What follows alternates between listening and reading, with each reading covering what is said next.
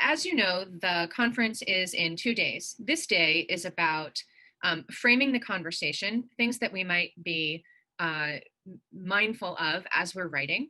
And we're really very lucky to have Martine here with us this morning to frame some conversations, maybe host a conversation among us about how to be thoughtful in our critical practice in this moment in history.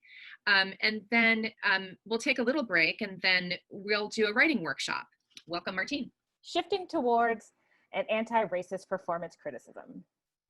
White supremacy pervades every nook and cranny of American theater, and theater theory and performance criticism is no exception to this. This is not to say racism isn't embedded in theater theory and performance criticism too, but much of that, at least in how it manifests in performance theory and criticism, stems from white supremacy. Plus, we need to be clear that these terms are intertwined, but not synonymous. When you think about the first piece of theater theory or performance criticism you encountered, more than likely, in some way, shape, or form, we're talking about Aristotle. And whether the teacher named Aristotle is irrelevant, the values that Aristotle espouses is what he noticed, note, I'm using that word very carefully, he noticed was the makings of good theater, eventually became the Eurocentric values that form the basis of how mainstream American culture evaluates theater. And this is inherently problematic when approaching the work of BIPOC artists, since there are numerous approaches and traditions of storytelling that come out of the artistry of BIPOC artists and their backgrounds. So for example, there are modes of storytelling traditions and structures that come from varying countries in Southeast Asia, Africa, etc. And if you're not meeting those works where they are through that lens of traditions, any evaluation of them that you create is inherently flawed and biased. Also, your lack of knowledge of them also inhibits your ability to see where those traditions have been co-opted and or integrated into American theater. In addition, the way reviews and scholarship use language and or bodily attendance in order to devalue work or value work that does not completely subscribe to white dominant ways of storytelling, as well as what shows are attended and by whom for purposes of review, illustrate an inherent bias in what kinds of performance and which bodies are creating performance that are seen as quote unquote legitimate. Yet, never fear. There are ways of reprogramming ourselves to create thoughtful, informed criticism that resists this programming that has been handed down for generation after generation in American theater and training programs. And there are organizations, people, and places already doing this work. I'm going to provide just some action items to you for us to think about. And essentially, before you find yourself writing about anything having to do with BIPOC artists, and this goes actually for the work of any marginalized or underrepresented group in the theater, I would always just encourage people to ask themselves a few questions. Or as I like to say to my students, I encourage you to dramaturg yourself. So I'm going to give you the questions and some of my thoughts on each, and then we can bandy about this a little bit later. So number one, what is my experience/knowledge base with the culture of the playwright or artist collective and the worldview being presented in the play? If the answer is, I have none, this is not to say that you cannot engage, but you do need to rethink as to whether you should be the person writing whatever it is that you're thinking about writing. And here's the reason why. I would argue that culturally incompetent criticism is a subset of call-out culture that is dangerous to an equitable and just theatrical ecosystem. Part of the reason why this is important is because theory and performance criticism tends to live in the public sphere, and therefore, when it is problematic, its backlash also lives in the public sphere. And theory and criticism that is rooted in white supremacy essentially becomes hurtful and oppressive, to call those definitions back, to those artists in a public sphere. That criticism essentially calls out these artists for not playing by Eurocentric rules that you have established are important, without realizing that those may not be the storytelling rules these artists are playing by. So back to the questions you must ask yourself. If you are not the best person to write something, what are the ways in which you can support and encourage the best people to write about it? This, in essence, is part of allyship. If you're mentoring early career scholars of color, this is an opportunity for you to guide them through the publishing process. It does not mean that you disengage. You should still show up to shows and events outside your realm of experience and find the works written by artists and scholars of color about the theater. What are they saying? How are they evaluating the work in their community?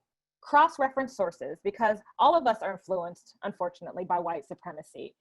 Also, if you're an editor or a reviewer looking at a piece that is outside your cultural competency, back to some questions to ask yourself. One, ask if you're the best person to review or edit it. Two, if not, can you help whoever asked find the best person? Let's say that you do specialize in a research or writing area outside of your own lived experience. Then let's frame your thoughts as questions rather than missives, mandates, and must-dos. Also, if you're writing about a particular subject within the theater, make sure that you're including a wide variety of people who do that thing within the subject. Because here is a not so tiny secret. In any field in the theater, if you say that there are 0 people doing fill in the blank, we all know that that is just code for you being lazy. And to say that erases the work they are doing and contributes to the problem. That being said, commit to being part of the solution. This means you will mess up, but guess what? We all do. Let's have a generative conversation. How can we do better? Hold ourselves accountable. How can you hold my feet to the fire to the things I just said? And how can we turn the tides on performance criticism in order to be part of the solution and not a part of the problem? Her talk is entitled Critical Generosity, Critical Bias, Addressing Artistic Work on Its Own Terms. We are so lucky to have Dani with us today to share her expertise and to guide us through some discussions and answer questions about the actual processes of being and writing, being a performance critic and writing performance criticism. Let's give her all a big round of applause. Hi, everybody. I'm so excited to be here today with all of you, and it's really nice to see all of you. The goals for today are, I'd like to share a little bit of the nuts and bolts of my experience as a popular press performance critic.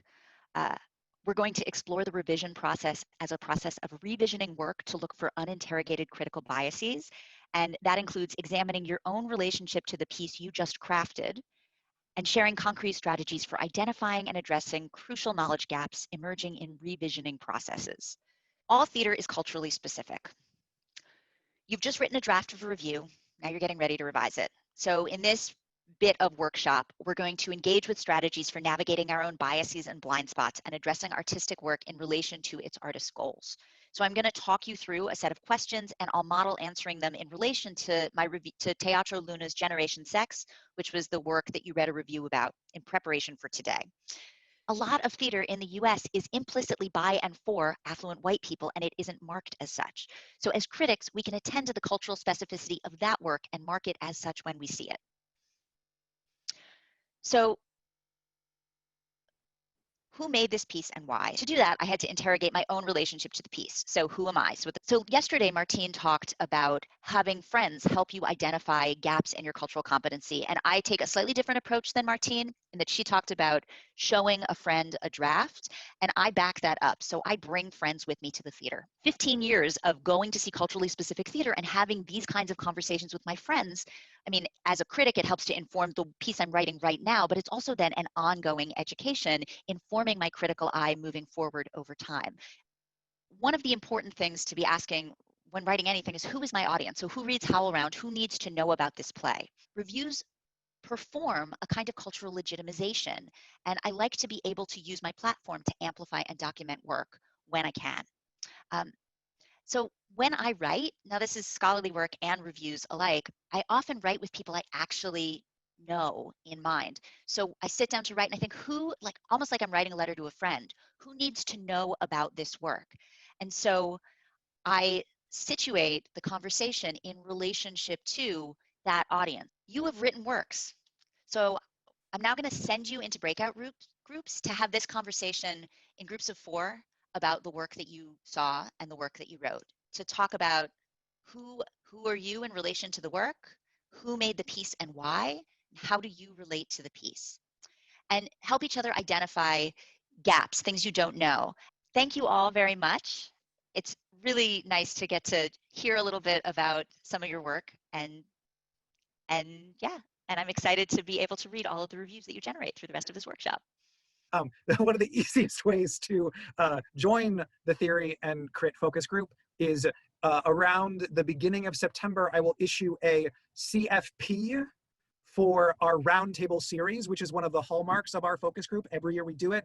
Every year it's a new theme. But thank you so much. This was I learned so much. I appreciate you. So thank you so much for doing this. I'm really excited about what we're going to do in the future now too. So thanks for that.